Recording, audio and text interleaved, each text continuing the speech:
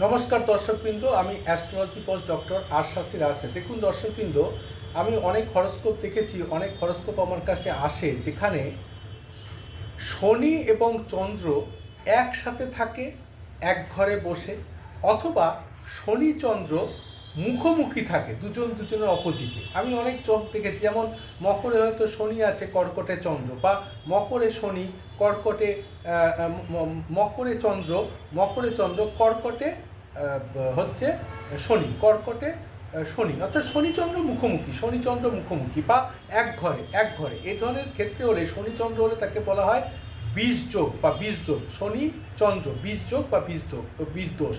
এরম হলে কিন্তু জাতক জাতিকার মাইন্ডটা অলওয়েজ চঞ্চল থাকবে, সবসময় একটা খিটখিটে ব্যাপার থাকবে, কোনো কাজে মন লাগবে না, আনস্যাটিসফাইড। এরকম হলে অবশ্যই আমার সঙ্গে যোগাযোগ করবেন। আমার ফোন নাম্বারে ডিসপ্লেতে দেওয়া আছে, প্রতিকার দিয়ে দেবো।